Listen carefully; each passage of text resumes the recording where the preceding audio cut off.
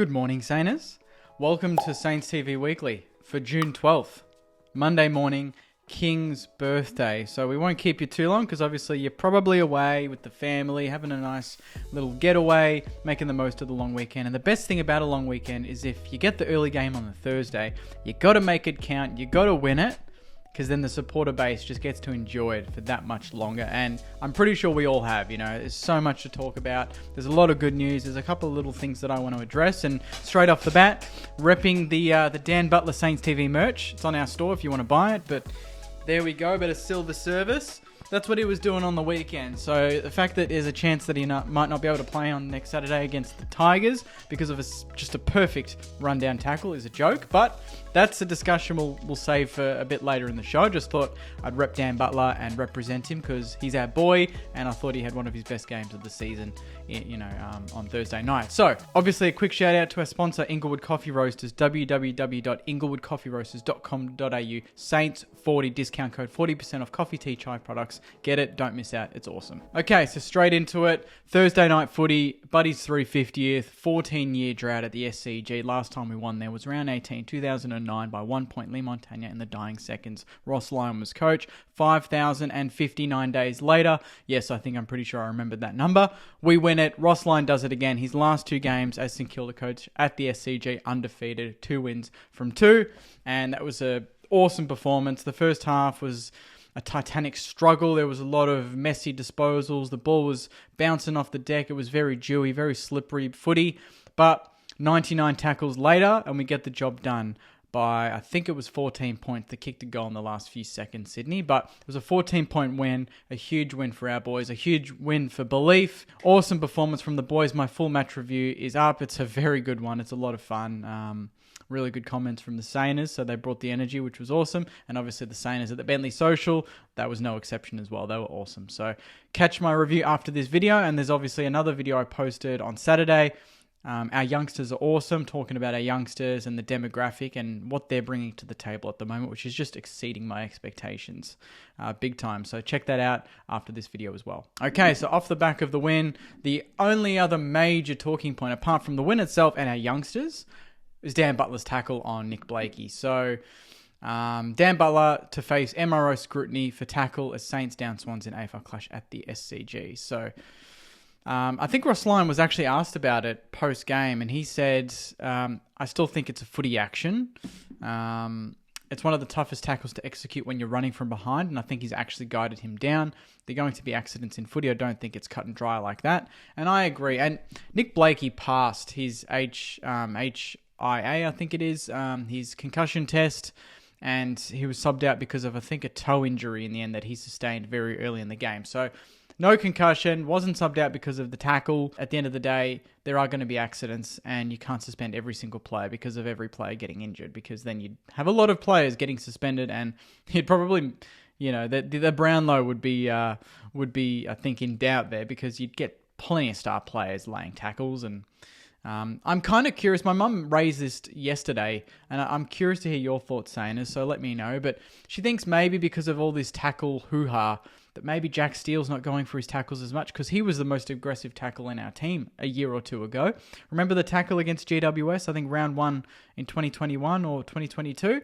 Away from home, he slammed, I can't remember who, but into the turf. It was a free kick to them, but it was an amazing tackle. He didn't get suspended for it, but if he did that today, he's getting 2 weeks, So I don't know if it's just affecting certain players because that's his game. So imagine being very good at something and then being kind of afraid to do it. That's not a great state of affairs in terms of the sport, is it? So hopefully, I think the club should announce that they'll challenge it today, and then obviously tomorrow I think it'll go to the tribunal, and it'll be a long hearing, no doubt. But I'm curious to see where that ends up, and if it does end up the way I think, he should get off. If it doesn't, there's going to be a lot of content on this channel this week about that, because it was a perfect tackle, and that really signified the way we played our footy on Thursday night. But alas, that's the way it is. He's copped the 1 week, but we should challenge it. Another key point to come from the game, and the AFL acknowledged it, was that Mitch Owens is a serious rising star contender.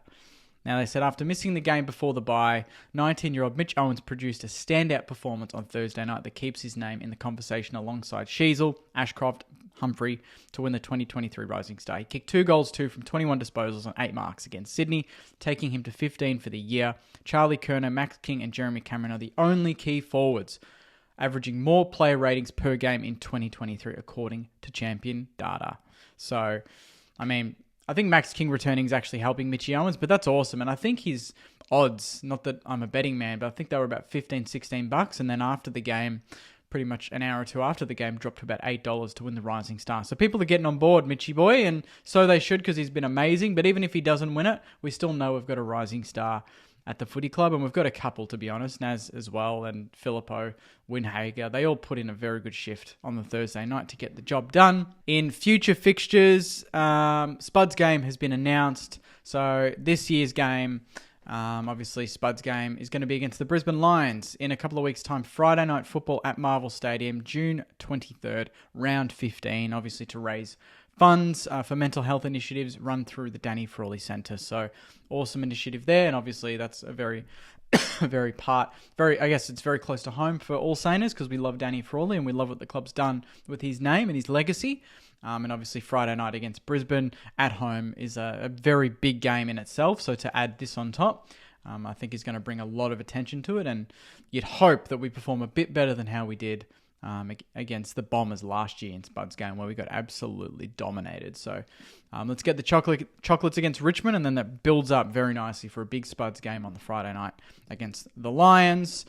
And by then, we might actually have some players available to select, or at least just to give us a bit more of a selection headache, because I've got the injury update here. And obviously, the big news from last week was that Jack Billings was sidelined for at least 3 weeks with another hamstring strain that he sustained in round 10's Sandringham game. And that's really, really annoying. So that kind of puts his season on ice and his career, in the red, white and black on ice. I think we obviously want the best for JB, but it's just really hard to get a gauge on what's going to happen next, because he can't get a game. He's now injured. And, is he going to get into the team at all the way we're going about it and the players that we've got? It's very difficult for JB. So we wish him all the best and hope he recovers well. And we'll see what happens at the end of the year with JB. But in terms of injury lists, Mitch Owens obviously returned from concussion. Ollie Houghton played his first game for Sandy. And Sandy went down, unfortunately, on the weekend. But I think he had 10 possessions or so that was a great effort from him. Jack Bytel, concussion 1 week. Dan McKenzie is about a week away now. Zach Jones, 1 to 2 weeks. Obviously, Billings 3 to 4 with a hamstring. McLennan 4 to 6 weeks still. Hunter Clark about 3 to 4 weeks. Nick Caulfield 5 to 7 weeks. Jack Hayes 5 to 7, and Matty Allison 5 to 7. So we've got probably the likes of Houghton. I guess he'll play a bit more at Sandy, but you got Bytel, McKenzie, Zachy Jones only a couple away. So there's 3 players there that are a big chance, and obviously Tim Membry played for Sandringham, I believe, on the weekend. Tom Highmore, 28 disposals. Ben Patton, 27. Leo Connolly, 18, but he laid 9 tackles. Tim Membry, 2 goals, 14 disposals. Was probably the standout forward for us. And then I think that's pretty much it. There's not many other standout performances. Disposal-wise, Highmore was the most. Tyson Milne, 20.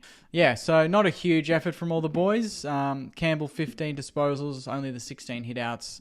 I think that's because Heath got in with 16 as well. Healer with 4 and a goal. So Sandy went down, but a lot of decent performances there. And then in the last bit of news, Sainers, we've got a bit of trade update, and it's a bit early, but we'll go with it anyway. Port Adelaide young gun is just generating some interest. So Miles Bergman is generating some interest from St Kilda. He was recruited from the Hampton Rovers and Sandringham Dragons, and obviously, as we know, St Kilda's got a bit more of a focus now and trying to get players that are from that Bayside area, and obviously Bergman fits that criteria.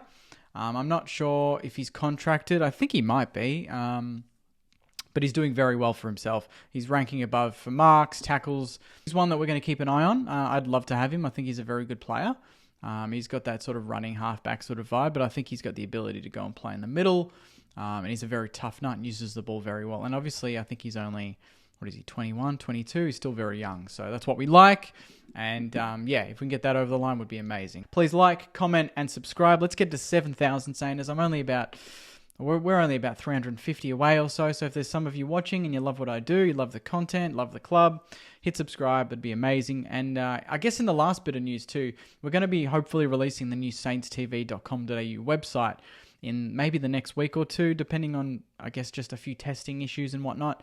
But there's going to be a big section on it, Saints TV Plus. So this is an exclusive to this video. I have not mentioned this anywhere else. Saints TV Plus, a premium, a sort of subscription-based platform. We're going to have some more content there. I just want to be making content all day long. And obviously a lot of it will go on YouTube still. None of it's going to be taken away. That's all going to be available for free. And then obviously any bonus content will be on Saints TV Plus. So if you're interested, put it in the comments. I'd love to hear your feedback on that. But yeah, that'll be like $6 a month or something like that. So player ratings, we'll get some more interviews going, like the Eric Banner one, a lot of other things in the works. So hopefully you'll enjoy that when it's released. But yeah, I thought I'd announce that formally on Saints TV Weekly, because it is Saints news, Saints TV news. So yeah, I'll wrap it up there, Sainers. On that note, take care, enjoy your King's birthday, enjoy the rest of your Monday, and we'll see you during the week in the lead up to the Richmond game. Take care, and as always, go you mighty Sainers. See you guys.